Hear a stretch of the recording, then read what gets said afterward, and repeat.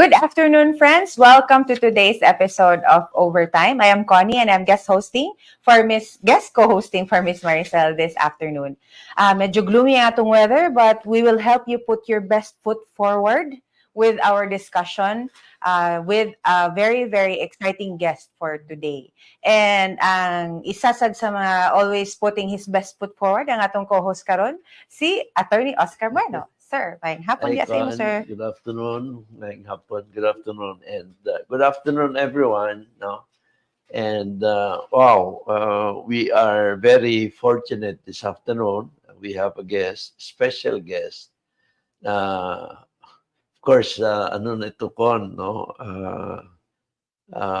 Who has made a mark, not just sa produkto niya, but also sa yung beauty pageants. Basta babanggitin mong Miss Universe, andyan siya. And pag-usapan natin yung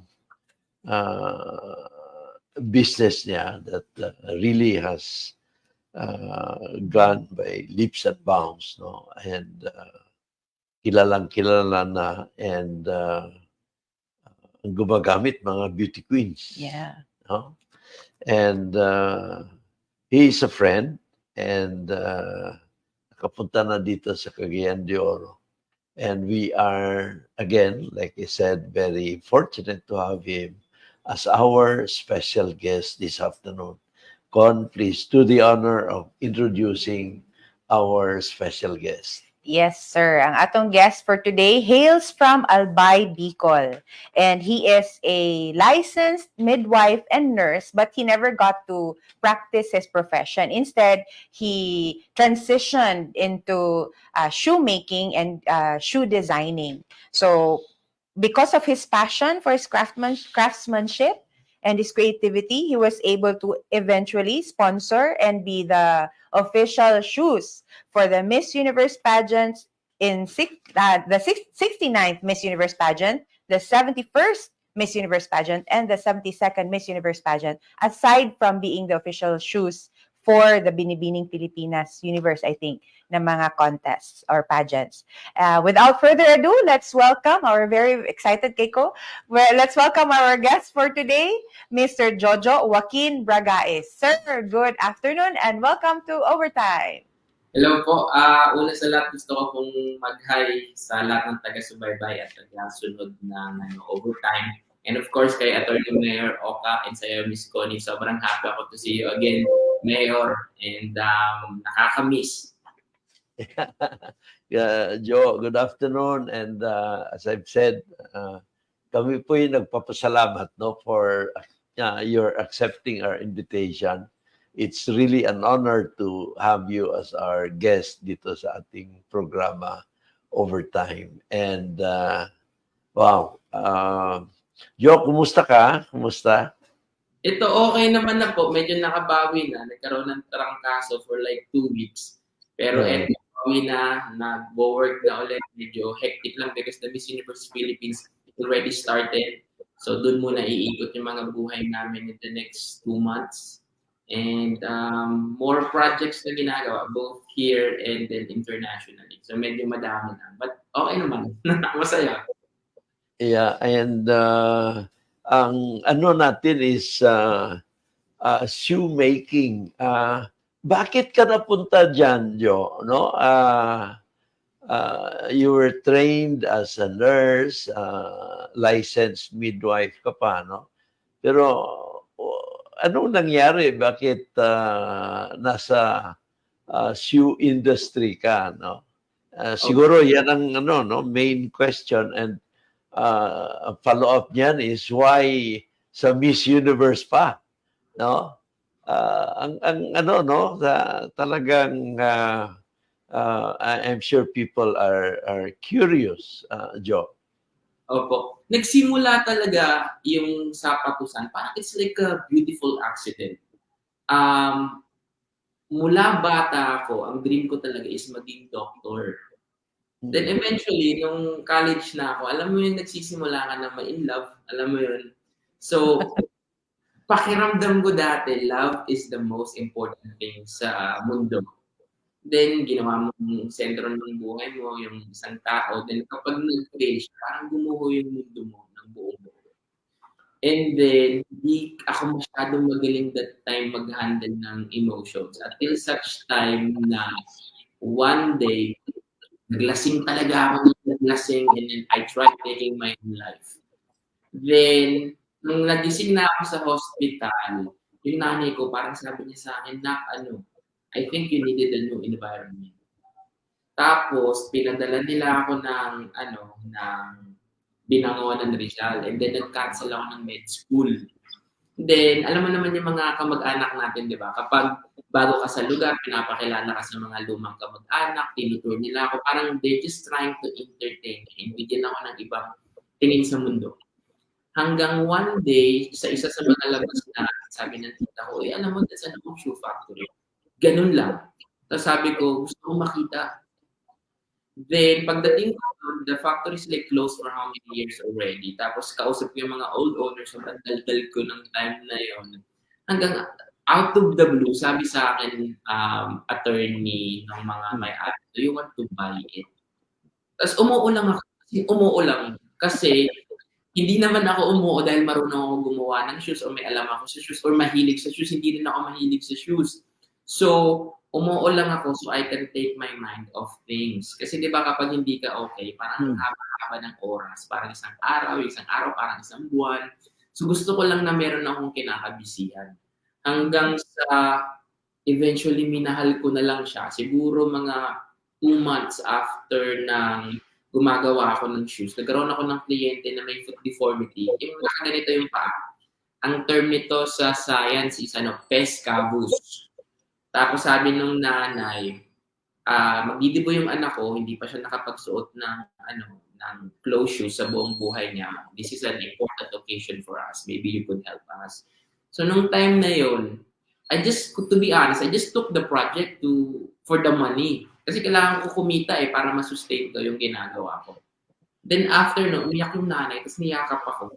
Tapos umiyak na lang din ako. Tapos doon ko na-realize na hindi pala ako talunan, hindi pala ako olats na olats in life, meron pa pala akong new direction. Tapos sabi ko sa sarili ko, I think starting today, I will dedicate myself into creating shoes na could help people in their life. So hanggang ngayon, 10 years na ako sa business of doing shoes. So ganun siya nagsimula ko. Ang galing galing. And paano ka ba natuto, Joe? Yung natural talent ito or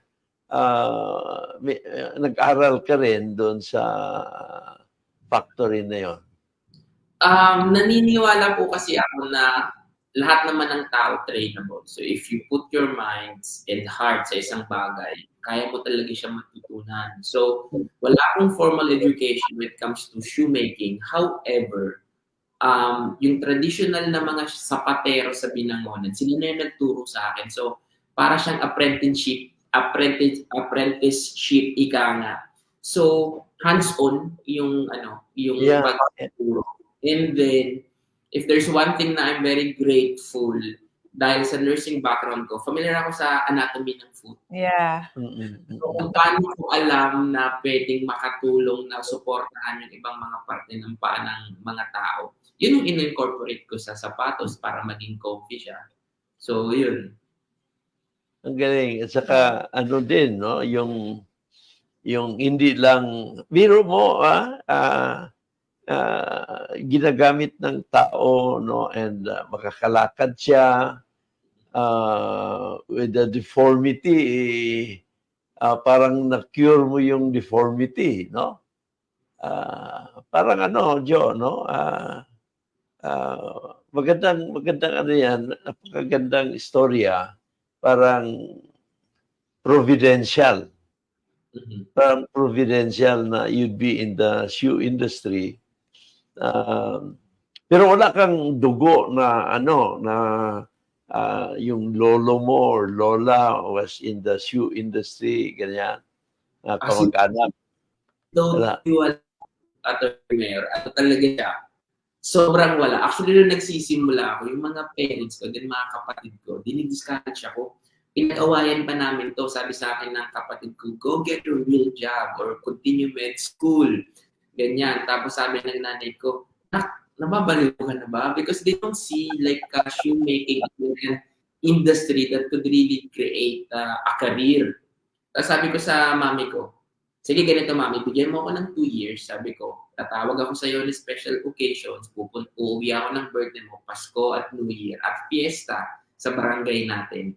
Pero all the rest of the year, ibalato mo to sa akin. Sabi ko, bigyan mo lang ako ng 2 years. Kapag hindi ko nagawa yung gusto ko mangyari, sabi ko, ikaw na mag-decision sa buhay ko. Ganun. Tapos, after 1 year naman, naging okay. So, ganun. It's amazing. Amazing. Ano, parang, yeah, like what you mentioned, sir, Providential. And that was your first project, yung you made a shoe for yung client nyo na with foot deformity. Was that your first project? Ang first project ko po was, alam mo yung mga, hindi ko alam kasi kung pwede ako mag-mention ng brand eh. Ang unang ginawa ko is, nagkaroon ako ng PO sa isang brand. Alam mo yung sa mga probinsya na may mga brochure, kapangalan ng isang babae, yung yung brand. Tapos na-orderan ako ng 3,000 pairs. Tapos akala ko nung dati, ang sistema ng shoes is, kapag nagawa mo siya, alam mo yung parang tulad sa mall, na parang nagawa mo, ibibigay mo, then babayaran ka. Hindi pala ganun yung sistema. So, during that time, I only got 2 workers. Isang sapatero, isang mananahe ng entrada. So, hindi ko natapos yung 3,000 pairs. So, siguro natapos ko like 100 plus lang, 200, something like that. Tapos nung dineliver ko na siya, sabi sa akin ng parang manager nila doon sa purchasing nila na hindi namin to pwedeng bayaran because wala naman yung ginawa mo sa PO, yung purchase order namin. Dapat nga mas ikaw pa singilin namin kasi hindi mo na-deliver yung agreement. Yeah. So instead na makamove on ako, lalo ako na-depress.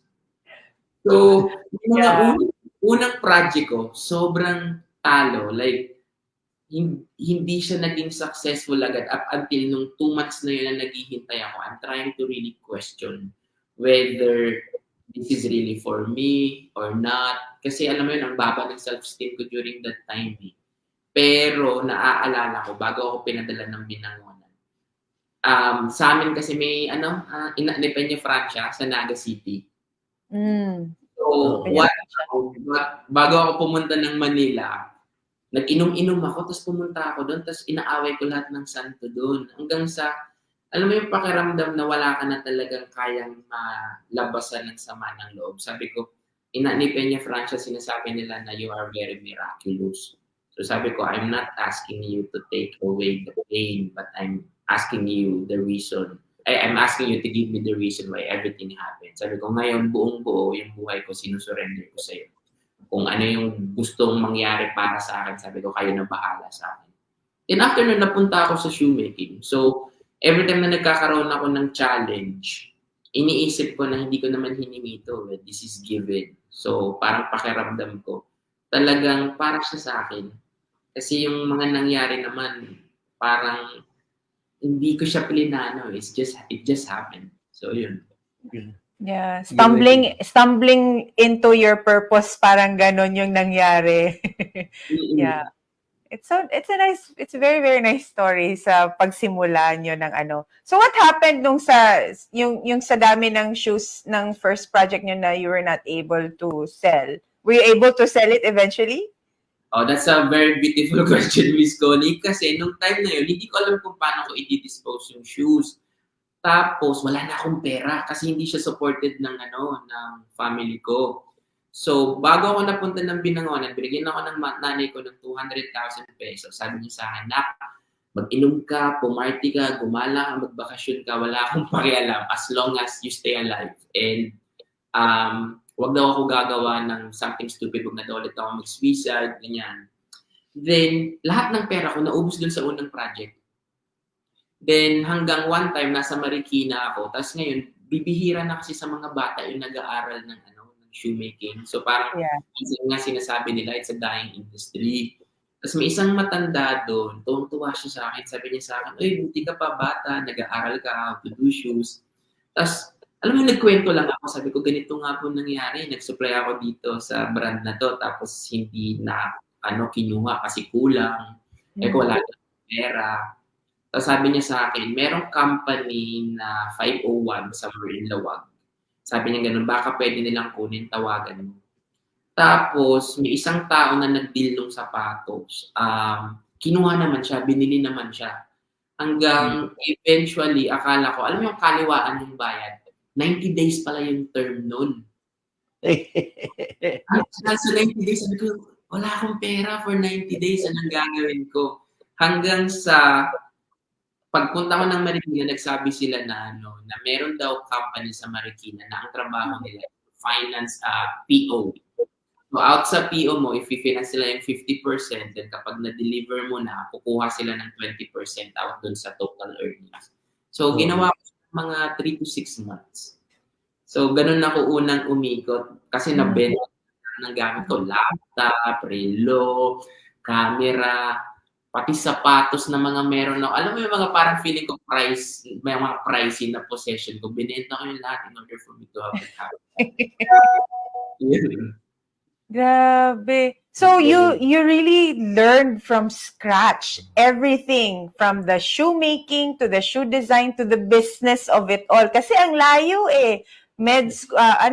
Medically inclined ka before tapos biglang sa business and sa creativity. Parang grabe, I can imagine. And then you were at that point of your life na parang there were a lot of questions and uncertainties for you.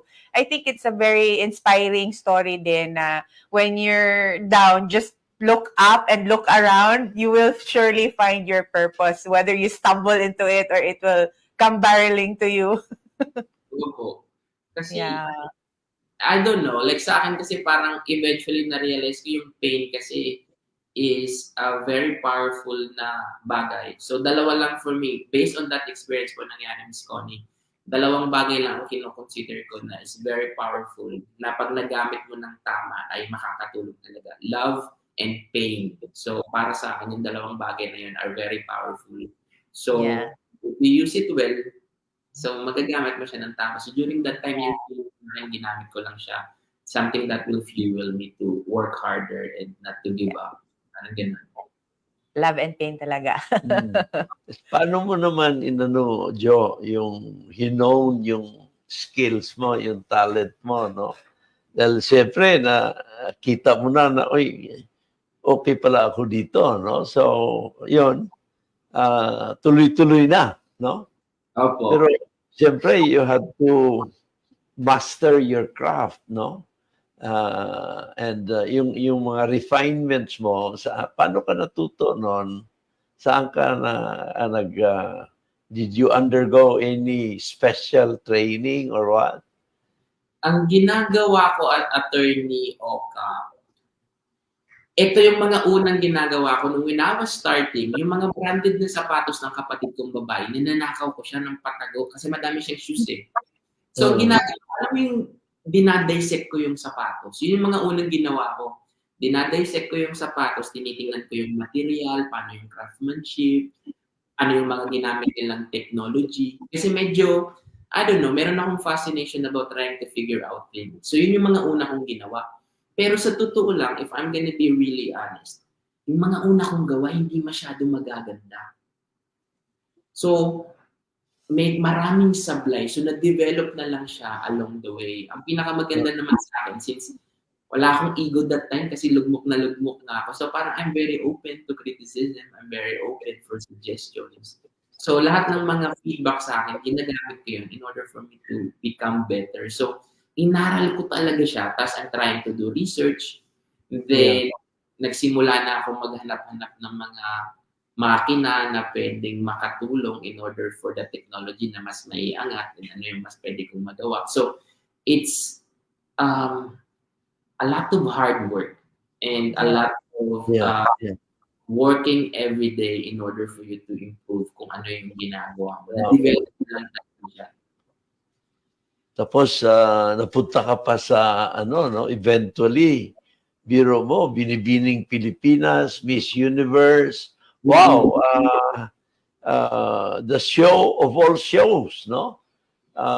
Beauty and elegance, and then yung, of course, yung gagamitin yung shoes mo sa pag rampa-rampa, pag-parade nila and all that. Ibang klase, no? Parang, siyempre, gawa mo yung ginagamit nila, no? Ang galing, Joe. Talagang as a pinnacle na of your career, no?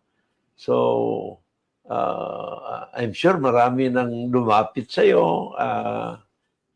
Gusto ko yung ginawa mo for this and that and all that, no? Now, sa dami ng mga orders, dami ng mga special requests, gagawa mo pa rin lahat, Joe. Itong lahat, no? Gagawa mo pa rin. Oo po. Pero nagsimula na kasi po akong i-build yung business along the way. So nagsimula po ako 2 tao. So ngayon po meron na akong 100 plus na workers, and then Wow. doon po ako nagsimula na gumawa ng mga department. So doon ko naman inaral how the business flow, kasi parang creativity wise medyo okay naman na master mo na siya. But how to handle the business? So gumawa na po ako ng mga katulong for me. So I learned the art, and then eventually I tried learning the business, how it will work. So ngayon po, the system is in place, the departments are there, so more on management na lang po talaga ako. Yeah. Andun pa rin sa Binangonan o nasa Marikina ka na ngayon? Ang factory po nasa Binangonan pa rin, pero yung warehouse ko po is nasa San Mateo. Pero ito pong main office namin is nasa Quezon City, kasi mas malapit. So yun nga lang, kailangan ko tumawid-tawid from one place to another. So, doon lang talaga umiikot yung buhay ko, trying to manage and check every What time. happened to your old factory, yung first talaga na binili nyo sa Binangonan? Yung maliit na factory, dati di nga siya factory, sorry. Hindi siya matatawag na factory. Oo, yeah, kasi, parang cottage industry lang. Opo, kasi ganun lang naman talaga. So ngayon, building na siya, 4-story building. Tapos, nagtatayo kami ng panibagong factory 2 na mas malaki. So, we're trying to expand more and to cater more outside the pageant. So, yun yung ginagawa namin. So, how did you, before you got into pageantry, sino yung mga usual nyo na clients or customers? Ang usual na client ko, yung mga malalaking brand sa mall. By accident kasi po yun, Miss Connie. One time, I was drunk. Pumasok ako ng SM Taytay. Then merong sikat na brand ng shoes. Tapos, I was talking to my cousin. Nilalait ko lang talaga yung sapatos. Sabi ko, pangat-pangat itong sapatos. Tingnan mo yung fabric na ginamit. Tapos lumapit sa akin yung manager. Hi sir, is there a problem? Ganyan. Kinabahan ako. So ngayon, pinanindigan ko na lang yung panglalait ko. Sabi ko, you know what, these shoes could have been better kapag ganito ginawa, ganyan-ganyan, baguhin niyo yung tahe, yung fabric, hindi malinis, ganyan. Tapos sabi niya sa akin, you know so much about shoes. Tapos sabi ko, ay, meron akong shoe factory, pero sa totoo lang, wala naman akong factory. Tapos, binigyan ako ng calling card. Tapos sabi niya, ay, mag-present ka ng sample.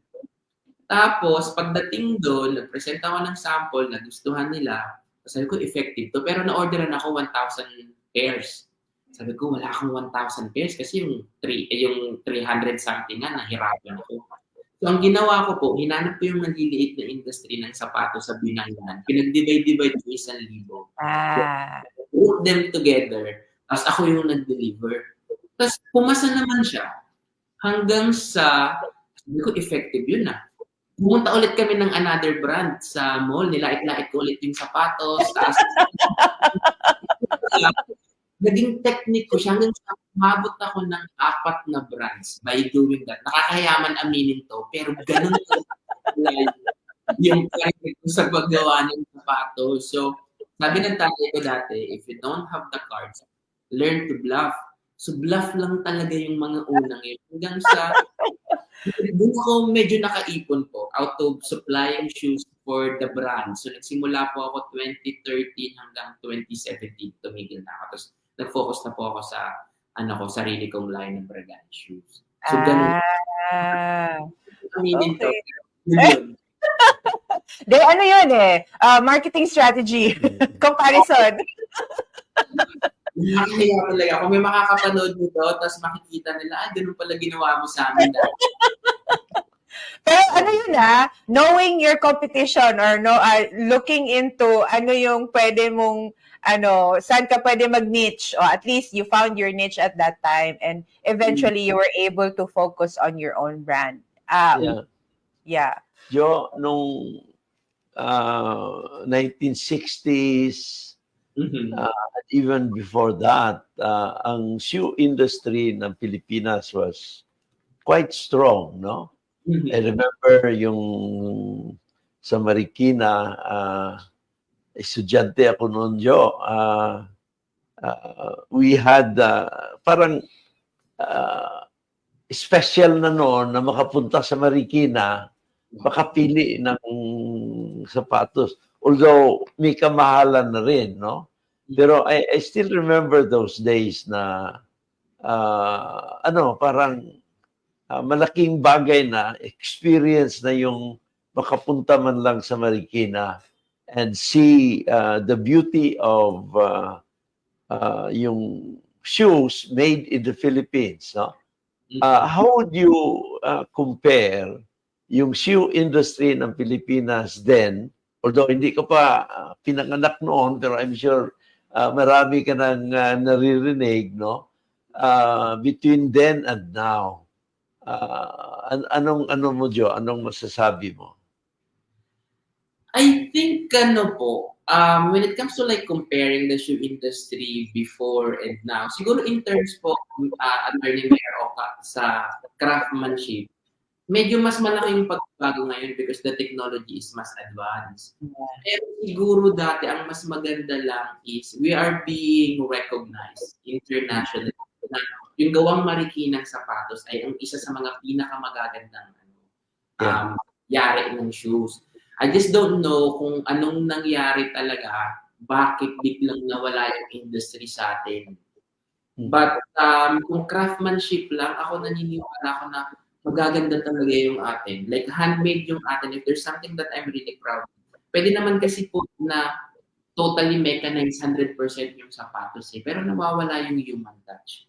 So iba pa rin dumaan sa kamay ng tao. So mas ibay, mas naaalagaan. And then yung love and passion towards sa paggawa ng shoes, malalim yun So, alam mo yung bawat pukpok dyan, yung dream ng sapatero para sa pamilya nila, yung dream nila para sa mga fulfillment yun. And of course, ang sapatos, no? Wherever you are, all over the world, may demand Oo. Demand, no? Lalo na pag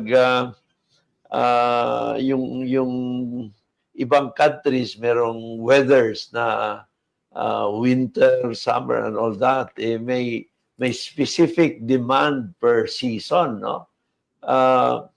So, wow, ano ang plano ni Jojo Bragais, no? I'm sure na yan dahil eventually Jo, just a matter of connecting the dots, no, and getting connected to these outlets, to these groups. Before you know it, kung kaya ng ating material, wow, iba na ang kliyente. Customer base ni Jojo Bragais. What can you say about that? Mula ng 2021, Attorney Oka, I started na doing product development. So, we're trying to do something outside the pageant po. So, daming offer kasi dati nakagawa ako ng sapatos for some Hollywood celebrities. Tapos may isang organization doon na they wanted me to stay there and to create shoes. So sabi ko sa kanila, masyadong mahal pag dyan ako sa US mag-i-stay. And then yung production ko, sabi ko, nasa Philippines. Sabi ko, bigyan nyo lang ako ng time na makapag-product dev. There are those companies who would want to distribute the shoes. Kasi yung product development yung matagal. So mula 2021, pandemic yun, ang hirap lang gumalaw. So nung medyo na ulit yung economy, I started na mag-import ng mga machineries para dito na ako makagawa ng product development. The problem kasi that we have here in the Philippines is the limitations. Kasi di ba hindi tayo manufacturing country, parang more on umaasa tayo sa importation eh. So yung mga raw materials na kailangan mo talaga siyang i-import. So mahal yung nagiging cost. Ang ginagawa i-assemble lahat ng technology para pag dumating yung time, medyo bata pa naman ako eh. So pag dumating yung time, mas mabilis na lang yun for me. So pag gumalaw kasi po ako pagdating sa business, medyo I laid the foundation first. Nakikita ko yung bigger na vision. Tatrabaho ko siya kahit medyo matuguan paggawa ng foundation. Pero alam ko after sunod-sunod na yung ganun. So I'm preparing for it for almost 3 years already. Soon enough po. Galing ha. Dahil preparing for the bigger stage, no? Pero kumusta naman ang raw materials? Meron ba, I don't know kung ano ang mga raw materials sa shoes, no? Pero domestically, locally, Joe, mayroon ba tayong materials that can compete with the top of the line materials abroad? Pwede bang lumaban ang Pilipinas sa raw materials? Pagdating sa raw materials, very konti lang talaga yung galing dito. Like for example po, the leather, yung tannery na meron tayo. Minsan okay naman po, kaso minsan hindi pantay-pantay yung thickness ng leather. Yeah, hindi consistent. Yeah. O minsan may butas, minsan maliliit yung yung pyesa, so mas malaki yung wastage. Paano ko ba siya sasagutin? Baka maraming magalit sa akin pag sinabi ko na hindi masyado. But if maging honest ako today, hindi po masyado when it comes sa ibang formats. Kaya po ako, yung karamihan ng akin, ako na po gumagawa. Parang kita ko ng machine, kumuha ako ng mga machine, yung mga takong ko, yung mga meat. So, ako na po gumagawa ng pati suelas. Kasi, at least bantayado ko yung quality. Oo. Ang ano naman, dahil kung mag-i-import ka, yung cost.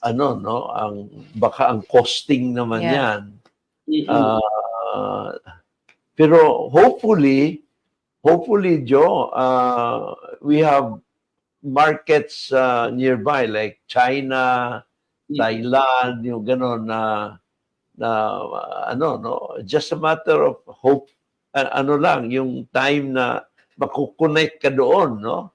Na may mga raw materials na hopefully madaling madala sa loob ng Pilipinas. Ginagawa ko naman na po, Attorney Mayor, yung madalas po in a year, parang mga 3 times po ako lumilipad to China, trying to see the technology and ibang partnership na pwede, Vietnam and Thailand. Diyan po ako umiikot madalas. Yun. Vietnam, Thailand po. Doon yung mga magaganda. Tsaka, mababait po sila, like sharing the technology. Hindi sila kuripot. So, maganda yung relationship. Tapos natututo ako kasi iba yung sistema nila. Yung negosyo tumatakbo talaga. Very good system and operation. So, dahil ko natutunan sa kanila. So, I just keep growing and learning. Joe, makapanood lang sila ng Miss Universe. Sigurado wow, is that the work of Jojo Bragais? We have some samples na makikita natin eh. We compiled some photos of your shoes. Yeah, sige. Para naman ma-share natin sa viewers. Yun, di ba, bongga? Elegante, Joe. Ito yung ano lang to simpleng shoes, ginamit for the 69th edition ng Miss Universe sa Florida. Ah. Ang galing. So you take the sizes or anong tawag ba doon? Yung sizes ng mga paa ng mga Miss Universe. Then you custom make for each contestant. Usually po, binibigay niya sa akin yung sizes nila ahead of time. Ang kinukuha color. So may para sa mestiza, may para sa morena, may para sa mga women of color. Yun po yung kino-customize ko. Yung color po, madalas because iba-ibang lahi, magkakaiba ng skin tone. Yeah. Oo. So, customize ko yung kulay depende din sa gagamitin na pang production outfit, anong kulay ng swimsuit. Usually ganun yung usapan. Kung ano yung magiging theme ng show. Yun po. If there's one thing na you pride yourself na your shoes really stand out because of this factor or because of this element, what would that be? Comfort talaga. It's one thing, comfort talaga. I try to challenge the aesthetic versus comfort. I think a lot of people are talking about it, which is more important for you. Comfort or aesthetic. So sa akin, I try to push the limit on how I can still give the aesthetic yet comfortable. So doon umabot yung product development team on on how we can make it comfortable. Kasi yun naman ang importante, yung masarap siyang ilakad, yung makikita mo talagang ginagamit siya. So, yun po, Miss Connie. Yeah. Jo, lakad Miss Universe eh. Kasi just looking at the shoes ko, ako, hindi naman ako masyadong mahilig sa mga heels. Gusto ko lang, pero parang hindi talaga for me. But the few times that I have worn such shoes, masakit talaga sa paa. It's really very uncomfortable. Although it looks sexy, it looks very nice, but I can't last an hour on those shoes. And then yun nga yung sinabi ko sa inyo kanina off the record na ang galing kasi you're male but you're able to visualize and parang empathize with the user na babae na on stage pa, na comfortable, but you don't sacrifice the aesthetics of the shoes. So, yun nga, nasabi mo na, kasi the comfort factor, it could be because of your background sa nursing. O, di ba? Parang rin. Swak din. Na-align din. Yeah. Ma'am, siguro, Mami, huwag ka na magalit na hindi ako nag-doktor. Nagamit ko naman kahit pa paano.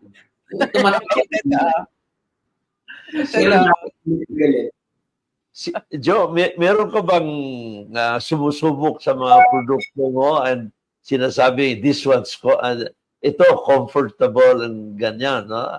How do you know na nami-meet mo yung level of, yung standard in terms of comfort and things like that? How would you know? Malalaman mo naman kasi po kapag lagi nilang sinusuot. Tapos ang talagang isa sa mga, di ba nagkaroon na ng mga Mrs. Pageant? So yung mga Mrs. Pageant, meron mga 40 plus, mga 50 plus. Sinusuot talaga nila yung mga 6 inches namin, tapos nilalakad nila. Tapos sinasabi nila na, akala namin hindi na kami makakapagsuot ng high heels, pero eto sa'yo, para lang kami lumulutang sa ere. Kaya minsan, pero naming platform, medyo intimidating siya for some. Tapos sinasabi ko talaga na, isuot mo muna, then tsaka mo sa akin sabihin kung kaya mo o hindi. So, parang ganun. Parang just try it first. Then eventually, nagsulat sila. So up until now talaga, yung mga platform heels namin, magsasabi ako na siguro pinaka the best siguro sa buong mundo. Kapal ang mukha ako. Pero kasi, time na nasa labas ako ng country, tapos magdadala ako, even yung mga dati, yung mga Latina, mga taga-Venezuela, mga taga-Colombia, yung late-late lang po ng store namin. Dumadayo sila dito sa amin sa QC. Imagine mo, lumipad sila ng Pilipinas para lang dun sa shoes namin. Wow! That's so cool. Ang galing! Si Miss Mags, may bisita ako.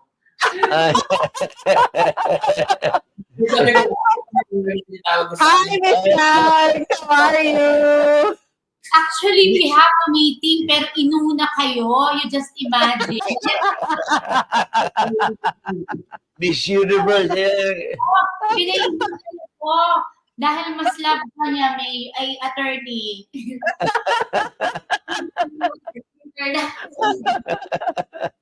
Yeah.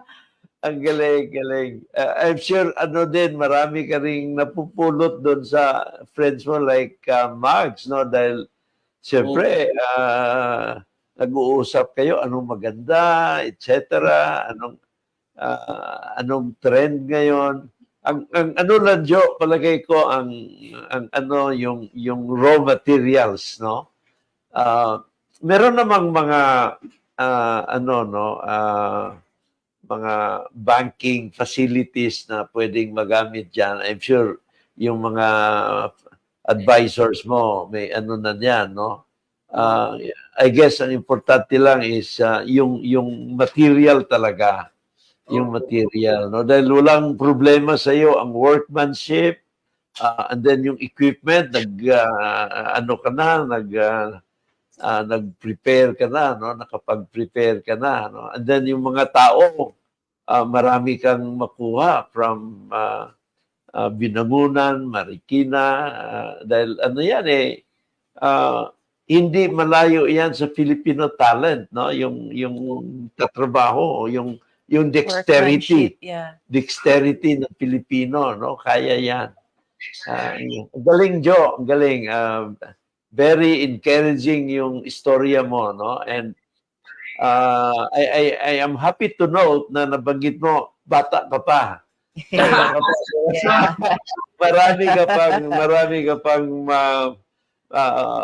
Marami pang chances in the future, no? And eventually magiging international brand na yung Bragais shoes, no? And then eventually magiging public company ka na, no? And you can have investors from all over the world, no? Europe, North America, Africa, lahat, no? Ang galing, Jo, dahil your market is the entire world. And the beauty of that is you have as many variations as there are seasons, as there are continents in the world, no? Ang galing. Galing. Yun po, Andre, magdilag anghel ka po, attorney Mayor Roca. Kasi yun talaga po yung I've been trying to reach na alam mo yung pakiramdam na, di ba, ang daming international brand kasi mga Filipino, love nila yung international brand. So, ang gusto ko mangyari is, sana dumating yung time na merong Filipino brand na alam mo yung magiging proud din yung mga Pinoy. And I'm hoping na Bragais yun. So, galing. So, buong buhay ko, ibibigay ko talaga for this dream and for this passion. Really, yung Filipino name sa international market. Doon naman sa creative part, saan kayo kumukuha ng inspiration for the designs ng shoes nyo? Whether it's for pageant or whether for it's yung other lines nyo? Usually, depende sa magsusuot. Kasi, madalas kasi di ba yung mga shoes ko sa beauty pageant, pinangalan ko siya sa mga beauty queen. So usually yung mga kaibigan ko yun, alam ko yung personality, alam ko yung ugali. So parang I put a part of themselves sa shoes. Tapos it could cater to iba-ibang klase ng foot. So there are shoe design for wide foot, there are shoe design for slim foot, may para sa mga normal, may para dun sa mga mid-arc, low-arc, high-arc. Magkakaiba po. And then minsan nagbibigay naman ako ng sarili kong kwento. Like for example, yung ginamit na official shoes ng 71st na Miss Universe, yung straps nun, nung pinakita nyo kanina, prayers yun yung Murin. Yung inspiration nun is prayers. Kasi... naka-intertwine, parang ganon. Oo, parang nakaganito yung mga kamay. Yun naman yun sa conversation that I had with Maureen kung kanino ko siya pinangalan. Sabi niya, I'm praying na sana ma-represent ko yung Philippines sa international stage. Na-represent niya naman at nanalo siya. So sabi ko sa kanya, Maureen, gagawa kita ng tribute prayers. Sabi ko, thank you so much for the inspiration. Yung mga ganun. So ano, for what purpose, yun din yung, dun ka rin kumukuha ng inspiration. Pero may mga men's shoes din kayo, di ba? Meron na kami, pero sa dress shoes namin, elevator shoes yun. So, nagsimula tong shoes na to dati, sa akin lang talaga. Kasi I'm only 5'8", and then I'm next to beauty queens na mga 5'10", tapos so, ang liit-liit ko tingnan. Tapos yung height ko, hanggang eventually, sabi nila, parang tumangkad ka. Sabi ko, hindi, dinaya ko lang yung height ko ng May secret yung shoes. Oo, actually gusto din to ni Andre, anak ni Miss Max. Ayun. So, talaga na mas tumangkad. Tapos, nung nirelease ko siya, sold out siya agad. So ngayon, we're on prod ulit. Maglalabas kami niya. Yeah. So, slides also for men, then mga leather belts. So, yan. And you've ventured also into accessories, 'di ba? May mga belts yata ako nakita kanina eh. Meron Na show. Yeah. Galing. Tapos yung speaking of raw materials, you're also working with other materials aside from leather. Meron po, microfiber. Slightly mas maganda siya sa synthetic kasi nagkaroon na kami kasi ng partnership sa ibang countries. So, yung sarili naming kulay, napapa-customize namin. Yung sariling thickness, napapa-customize namin. Kung ilan yung bilang ng threads para mag-swak sa kailangan namin, napapa-customize namin. So, I would say na medyo mahirap kaming habulin in terms of that because meron na kaming capacity to be able to choose ngayon compared before na parang we just settle for what is available in the market. Yeah. So, yun naman yung milestone naman for doing it for how many years. Yeah. Wow, parang the future is bright talaga for Bragae shoes. Thank you. Sana. Jo, meron kang product development group, no? And it just occurred to me, no? In the next 10, 20 years, no? Darating ba ang time, Jo, na mag-high heels na rin mga lalaki?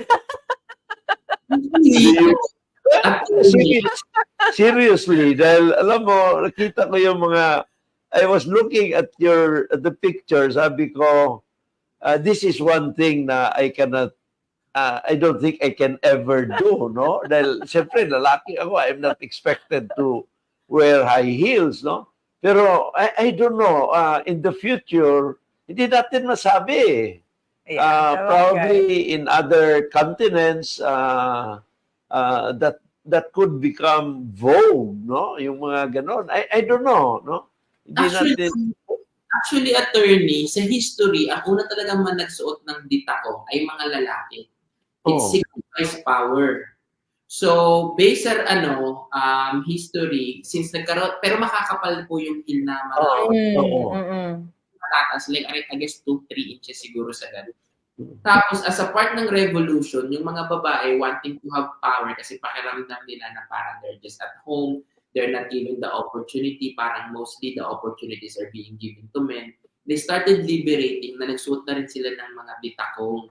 Hanggang sa pagkipas ng panahon, mas numipis yung takong na parang it's no longer about power, pero mas more na siya on aesthetic. Pero yung mga K-pop, pinauso po nila ulit yung magsuot ng bitakong for men. Pero yung malapad na takong. Malapad yung takong, hindi po maninipis na tawag namin kitten heels o kaya cigarette heels. Hindi ganun, pero makakapal. Pero naka-activate po. Pero may takong na. Yung 70s, Jo, naging uso yan dahil siyempre, yung mga lalaki na yung crush nila matatangkad. I had a brother na Ano naman, okay naman siya, pero yung height niya medyo limitado, kaya he would make up for that by yung sa shoes niya, no? Pero yung din, kahit ako nung estudyante ako, yung ano ba yan, yung clogs ba yan, yung bell bottom pa noon, Jo? Ang lalaki ng mga takong eh. Takong. I don't know. Baka mabalik yan. You'll never know. Ayan, Pero I was curious yung sa product development mo. ako ng something similar dyan. Sabi ko, na-inspire ako to. Nag-usap kami ni Attorney Mayor Oka about sa shoes na ganyan. Babalitaan kita. Gagawa ko something like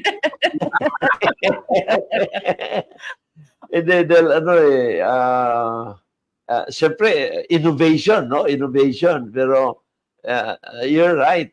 Ang innovation is you're going back to the past, no? Yan, no? May mga, ang ano ko lang talaga dito, ang problema ko lang dito sa high heels dahil ang safety, you'll have to be, siguro sa na yan ninyo, no? Comfort and safety, hindi pwedeng i-compromise, no? Sa amin naman po, attorney, ang ginagawa namin is, di ba yung swelas? Sa product development namin, meron kaming tinatawag na pivot calculation. So, depende the surface na dadaanan. For example, di ba minsan yung stage yung mga glossy o wood o kaya may glass. Yung tinatawag yung pivot calculation. So, kino-customize namin yung swelas. Depende sa surface na Yun.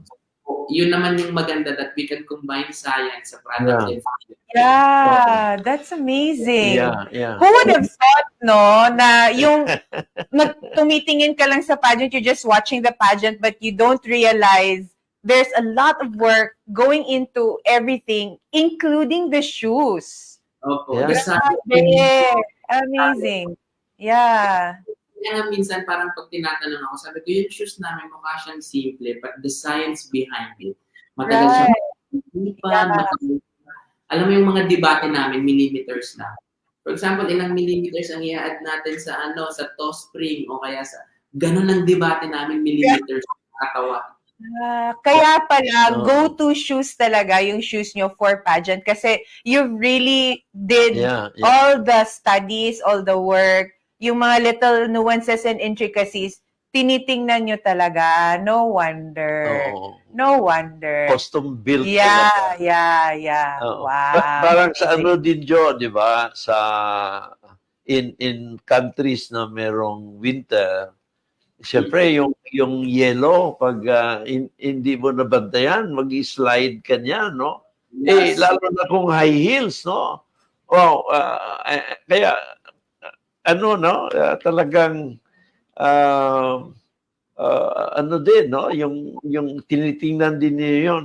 Biro mo, yung nakatayo ka, ilang lang yan, yung malaki pa ang malaki pa ang singsing. Diba? Para bang, alam mo, manonood ako ng mga high heels, wow, ang hirap. Salamat ako, lalaki ako, Jo. Yes. Ako nga babae, pero gusto ko lang talaga mag-high heels, pero parang hindi ko talaga kaya kasi masakit talaga sa paa. Pero yun, baka one of these days, makakasuot ako ng Jojo Bagay shoes. And then I will never take them off again. Ma-feel mo, I'll send you po soon enough. Yung isang problema ko naman talaga kasi ang laki ng paa ko, kaya hindi talaga easy for me to look for shoes, high heels at that pa. But speaking of, sige. Wide foot. Nagagawa naman ng paraan, Miss Connie. Oh, pwede sanang putulin ng konti yung pako para hindi naman masyadong size 11, mga 9 lang, okay na sana. But speaking of customizing shoes, I was curious, is there a certain design na hindi mo talaga makakalimutan or it was really memorable or meaningful for you, yung mga na-customize nyo? Sa mga siguro yung pinakauna for Britney Spears. Parang nagsisimula pa lang ako sa career ko noon but there's a certain designer, Rocky Gathercole, na siya yung nag-open ng mundo ko for Hollywood Connection. So nakagawa ko Britney Spears, nakagawa ko for Thalia, yung sikat na sikat si Marimar, Rosalinda, nagawan ko ng shoes yun. So siguro yun yung mga unang kasi doon ko na-realize na meron pang mundo outside the Philippines. So doon ako nangarap lumabas. Wow, kaninong mga, for whom have you done designs for aside from, parang Miss Universe, akala namin Miss Universe lang. Meron pa palang Hollywood. Britney Spears, Thalia, kanino pa? Si Mel B ng Spice Girls, sino itong supermodel, Tyra Banks. Wow, bongga! Yung iba, due to non-disclosure bawal, pero madami. Wow, that's so amazing. And then they have this custom make for you. How many months does it take you to make those custom shoes? Madalas mabilisan po, Miss Connie, kasi it's either a concert or red carpet, may it be Grammys, may it be Golden Globes. So madalas doon. So for example, can you make the shoes possible for like 2 weeks? Ang ginagawa ko doon, nagpapadala ako ng mga spare pairs. Kasi para sa akin, hindi ko na hinahabol yung money, hinahabol ko yung honor. So, right. Lumabas sa calculation, size 8. Papadala ko ng size 7, 8, 8.5, 9. So, bahala na kayo mamili ko na kumasya doon. Dumadami na ngayon, Jo, yung mga ganung events, no? Yeah. Academy, Grammys. Amazing. Lately, yung BAFTA sa Britain, no? Bonggahan yan and all that. Hindi na ng Golden Globes Last year, umattend ako, na-invite po ako for Golden Globes. Wow. Ayun, galing. Galing. Iba na si Jojo Bragais. Pero ni Oka. Grabe. Na lang natin, Jo, na yung hindi pati mga celebrity sa lalaki, no? It's just a matter of palagay ko nandiyan ka na talaga Andiyan ka na talaga yung na lang yung of course the market is getting bigger and bigger and bigger, no? And wow, ang galing, Jo, galing. My heart is full, no, na totoo ako na kaibigan ko si Jojo Bragais. So, ako din, sobrang kinukwento ang bait-bait mo sa amin din. Kaya sabi ko nung nasabi sa akin, mag-i-interview sa'yo sila attorney. Sabi ko, ay oo, sobrang bait nun sa amin nung nasa Cagayan kami. Thank you. Napakabait mo pa rin sa amin, hindi mo kami nakakalimutan. Love ko sana pwede akong i-adapt ng Cagayan de Oro. Oy, si Mags, yan, hopefully, yan, si Mags will engage herself in another dimension. Hindi lang sa Miss Universe, yan siya. Sabi ko ba din po, Attorney Mayor, sabi ko ayaw ko magsalita, live pala to. Bigla ko naalala. Galing yan.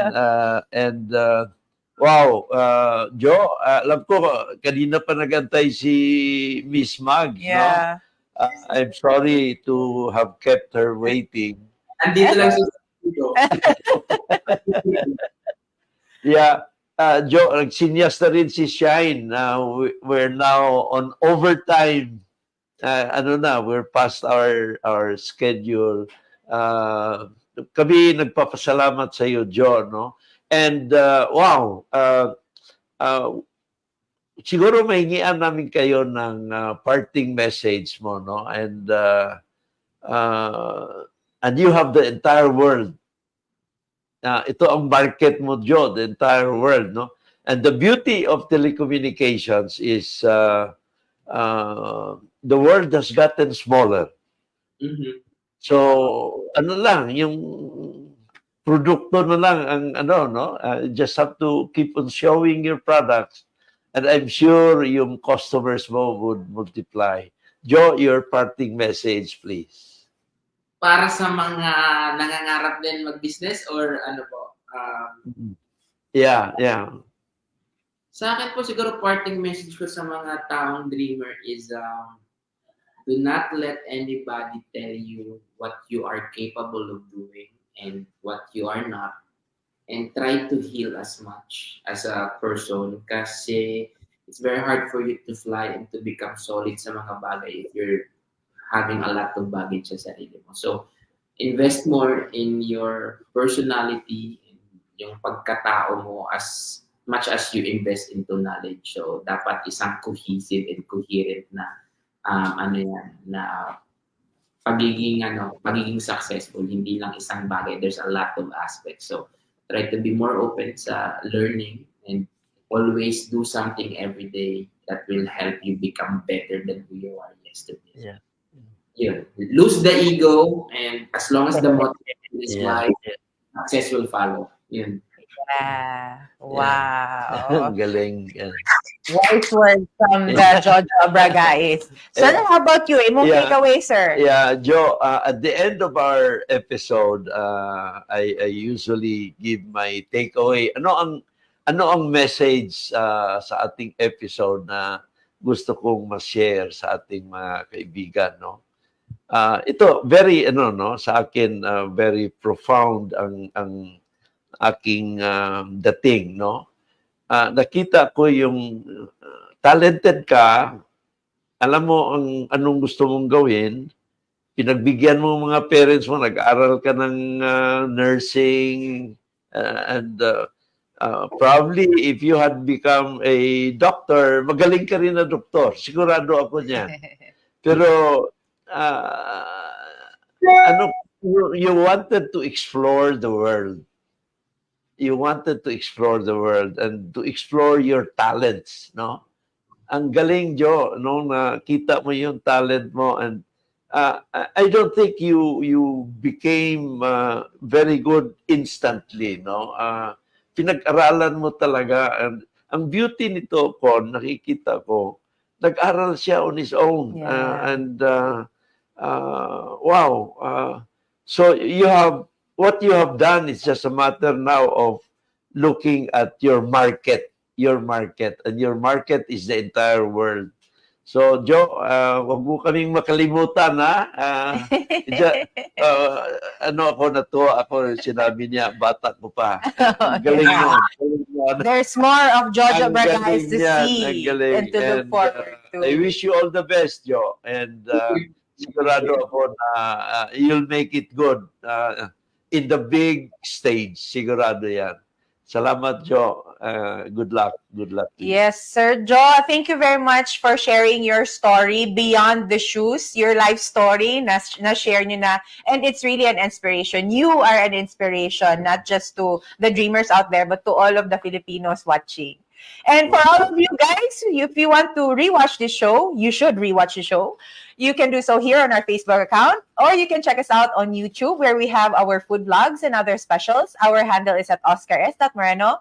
And check out our dance moves and our legal advices from none other than Attorney Oscar Moreno, our handle at TikTok. So ayaw mo pag mindless na scroll, adto mo sa atong handle na at OscarS.Moreno_.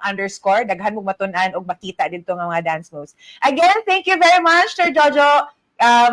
We will look forward to your future endeavors. We will look forward to more of Jojo Bragais on stage. And I think that's it. That wraps up our show. Again, thank you very much for tuning in and taking part in our discussion. We will see you all again tomorrow. Bye, Sir Joe. Thank you. Thank you, Attorney.